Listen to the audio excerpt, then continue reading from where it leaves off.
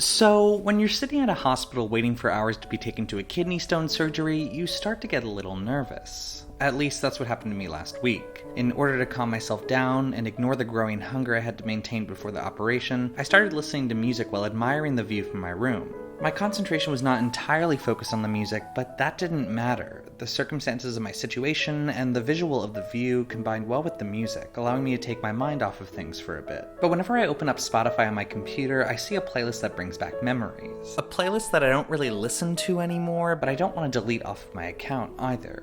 This playlist represents a time in my life, a trip I took with a friend, and memories that I certainly don't want to forget. So welcome to Thingamabobs, the Dream Sound spin-off show where I answer your questions about Disney music. Let's talk about that playlist and why I listened to the Tarzan soundtrack every day for 2 months. You want Thingamabobs? I've got plenty, and that's the point of this show. So I'll answer your questions in this video.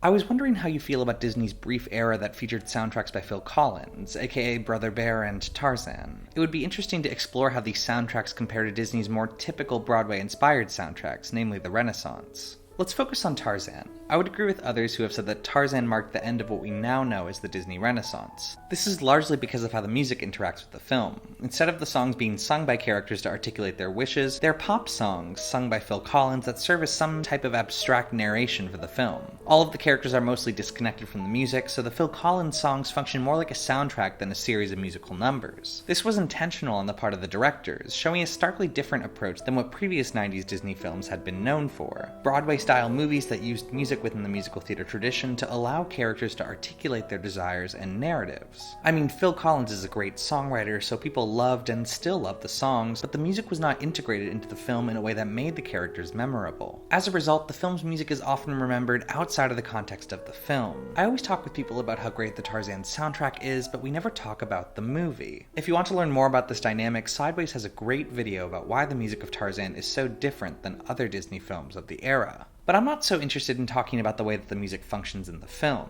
Like I said, many people love the soundtrack but don't love the movie. People have strong associations with these songs. Sure, many people have personal attachments to a variety of Disney songs, but Tarzan is one of those movies where the soundtrack is so often separated from the film itself that many consider them to be two different things. The songs aren't necessary for the movie's narrative to function, and the fact that they were written by a pop music behemoth means that the mainstream seems to have just taken them as that, pop songs from a movie that don't need the movie to work. And some people feel strongly about this. I mean, as you might guess from the title of this video, there's a reason why I listened to the Tarzan soundtrack every day for 2 months. To talk about that, we need to talk about something called parallel listening, a term coined by the musicologist Asa Bergman. When you listen to music, there are different ways that you might listen to it. For example, if you're laying on the floor with headphones on, only paying attention to the music, you're participating in something called concentrated listening. In other words, your attention is solely focused on the music. In contrast, parallel listening is the act of listening to music while doing another activity. The reason it's parallel is because sometimes it's unclear as to which activity is more important. For example, many people put on music while cooking, at least I know I do, and sometimes it can be difficult to tell if you're cooking while listening to music or listening to music while cooking. If a new album recently came out that I want to listen to, sometimes I'll be cooking dinner while listening to that album, but if I just need a soundtrack for making dinner, then it'll be the opposite. This phenomenon of parallel listening isn't always something that has been ingrained in culture. Before commercial recordings were easily available, the only way that people could experience music was in person, either by attending a concert or playing it themselves. As a result, it can be said that concentrated listening took up a majority of listening habits until commercial recordings introduced the idea of parallel listening to the mainstream. This is much different than contemporary times. For many, it's so much more convenient now to listen to music on streaming services, whether on a computer or a smartphone. I mean, one of my favorite times to listen to music is when I'm traveling. I love riding a bus or train and listening to music while looking out the window. In those situations, my concentration flows in and out. I'm mainly listening to the music, but I might also focus more on someone or something I see outside. This is a common but distinctly modern way of listening to music, and it also brings me to the reason why I'm answering this question in the first place, to tell you why I listened to the Tarzan soundtrack every day for 2 months. In the fall of 2018, I was on tour. I went around Europe with my friend Acadia Braxton-Barto, playing almost 60 shows over the course of 2 months. This was a very big transition point in my life. I had just graduated from college, I was in the process of moving, I had just gotten engaged, and I was asking myself a lot of questions about what I wanted out of life. Since a majority of tour is spent traveling from city to city, I downloaded a lot of music to accompany me on my journey. Part of this mass download was a playlist I made simply titled Tarzan Good Parts. In this, I put pretty much every song that Phil Collins wrote for the movie outside of Trash in the Camp. Sure, that's a fun song, but I was only really interested in the songs that had full lyrics that said something. What I wasn't expecting was that the soundtrack would hit me like a ton of bricks. Every word that Phil Collins sang to me felt like it applied directly to my life. I was beginning a new era of my life, trying to embrace love while also facing uncertainty head on. I remember waking up on an overnight bus in Ljubljana, Slovenia, and drowsily telling Acadia that the song Son of Man was about our lives, and that it was our turn in learning to teach and in teaching to learn.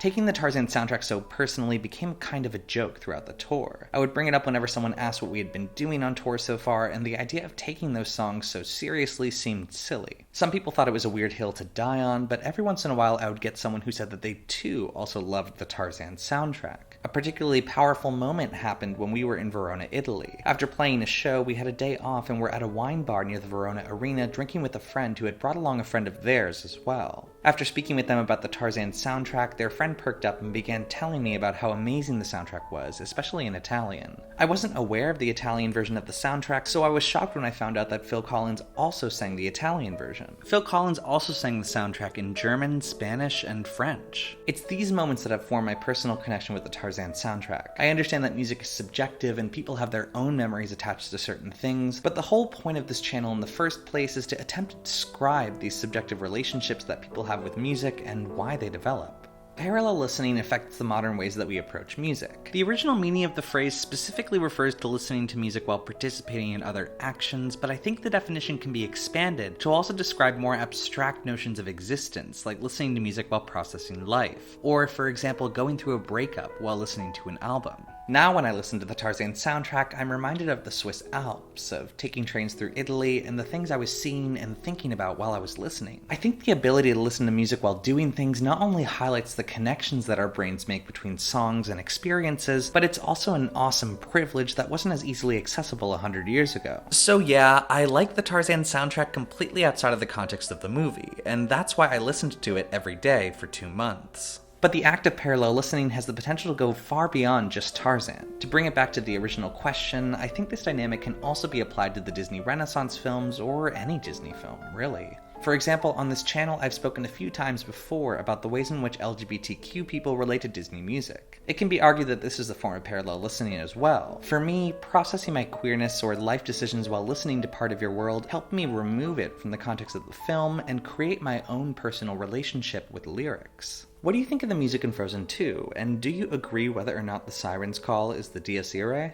I actually like the music in Frozen 2. I can see why people dislike how wacky the whole film is, but I actually prefer it to the first. There's something very entertaining to me about how disjointed the soundtrack and story is. Like, as shown in the recent documentary about the making of the movie, the actual plot of the film was thrown together pretty last minute. I don't think that's necessarily an indicator that the plot isn't as good, but it definitely helps differentiate the film from other Disney movies that have more traditional and arguably predictable storylines. I feel that the soundtrack reflects this, and therefore takes more liberties than you'd find in a typical Disney film. For example, Into the Unknown using the Dorian mode is a nice change in pace from the original Frozen movie. In the same way, Elsa's abstract journey to chase a voice makes songs like Show Yourself feel more suspenseful, and I love that. The interplay between those two songs alone and the mysterious voice makes it a true delight to listen to. As for the Dies Irae, I'm assuming you're referring to the melody that Elsa hears throughout the movie and its relationship to the Dies Irae, one of the most popular melodies in history that has a long history of representing death. What we in music call the Dies Irae is actually a Gregorian chant setting of the Latin sequence Dies Irae, and it's one of the most quoted musical sequences of all time. This is why it's no surprise to me that it's also used in Frozen 2. It seems unlikely to me that it would just be used by accident. If you want to see a really good in-depth analysis of this, I recommend Laura Krohn's video on the subject. Was the Kristoff song in Frozen 2 meant to be an out-of-nowhere number like Tamatoa's in Moana? Yes. Not only is the song such a change in pace from the rest of the movie, but the animation helps emphasize this stylistic difference, playing playing up the whole 80s ballad vibe. The song that was cut before it also sounds much more like the rest of the soundtrack, so making Lost in the Woods so campy was definitely the point. I think it sounds so out of place for two reasons. 1. There wasn't a standout number written for Christoph in the first film, and they wanted to make up for that. 2. It was finished early on in the film's development before all of the other songs were finalized. Sure, it's a good song, but it feels so different from the rest of the film. All of this was also confirmed via the documentary about the movie, with songwriters Bobby and Kristen Anderson-Lopez talking about taking an aesthetic detour to pay homage to 80s ballads and express Christoph's heartbreak.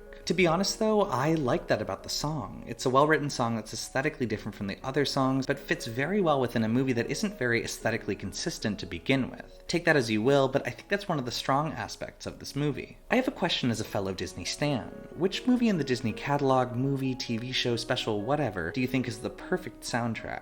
Perfect is subjective, but which do you think just hits different than any other? I agree that perfect is subjective, but my personal favorite is surely the original Beauty and the Beast. I think Howard Ashman and Alan Menken's songwriting was pulling all the stops and really embracing the musical format in a way that hadn't been done before. Hell, even when making it, Ashman had insecurities about something like a long exposition-oriented opening song, something that was common in Broadway but unheard of in animated films. I think even that interaction shows that the film represented a jumping-off point for Disney. Sure, The Little Mermaid had been successful, but Beauty and the Beast was really the one that forever linked Disney animated films with the musical theater format. If that film had failed, it might have meant the end of the Disney musical as we know it. There's also just the many queer readings that can be used to interpret this movie. As someone who grew up as a non-binary person who felt cast aside by society, both the perspectives of Belle and the Beast helped me feel less alone. I think these elements combined with the perfect soundtrack make this film unlike any other. But I'll be making a bigger video on that in the future. A more obscure answer to this question would be the Epcot Center, the opening celebration, hosted by Danny Kaye. It's a really wonderful TV special that kind of gave a tour of the original Epcot Center and featured a lot of musical numbers, which is just like straight up my alley. Oh my god. Highly recommended. I'm gonna link to it in the description.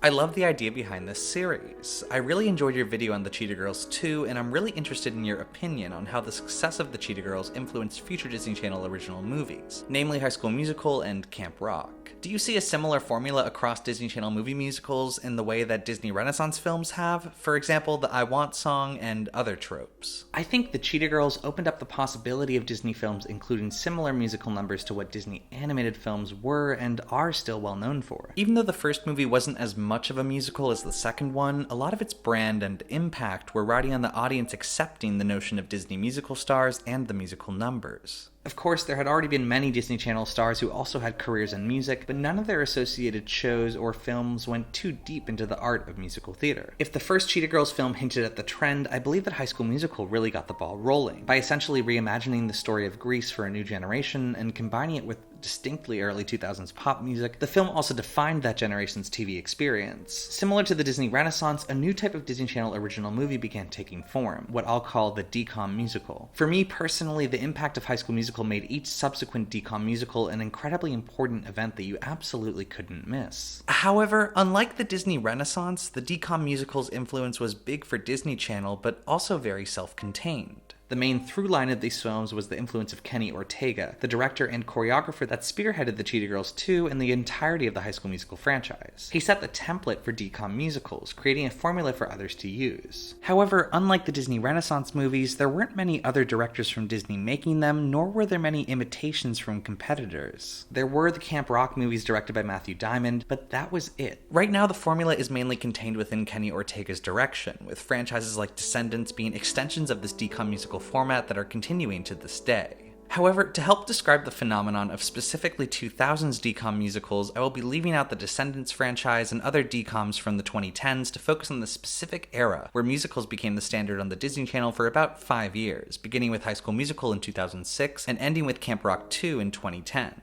As for a trope equivalent to an I Want song, I don't believe these films function in the same way that Disney Renaissance musicals do. For example, the function of an I Want song is often to set a thesis statement for the film and show what the main character wants to achieve in their life. However, the DCOM musicals of the 2000s on a whole work from the opposite end. The films almost always work towards a song that I'm going to refer to as a focal point song. These songs don't always happen at the same time. I mean, some occur just after the climax, some are the finale number, but all of them represent something that the characters have been working towards the entire film. For example, in High School Musical, Breaking Free is the song that the characters work towards. This is hinted at throughout the course of the movie, making the song itself the climax of the film. Sometimes these build-up songs are placed just after the climax to double as the finale. In the Cheetah Girls 2, the entire film builds up to the song Amigas Cheetahs, hinting at it in rehearsal and when Raven is stopped by the cheetahs on the train platform. In High School Musical 2, the song is Every Day, and it can be argued that it's built up by the song You Are the Music in Me. Gabriella and Troy sing You Are the Music in Me in rehearsal, only to have the song co-opted by Sharpay, so when they come together to sing Every Day as a duet, the payoff feels like a continuation of the earlier romantic song. In Camp Rock, the song is This Is Me, with Joe Jonas's character spending the entire movie looking for Demi Lovato's voice. I hope that answers your question. I really do love the DCOM musical format that Kenny Ortega pioneered. I mean, the films he made are some of my favorite Disney Channel things of all time. And for the record, I think High School Musical 2 still holds up really, really well. So that's it for now. If you have any questions about Disney music, feel free to comment below for consideration in future episodes of Thingamabobs. Until next time, ask away.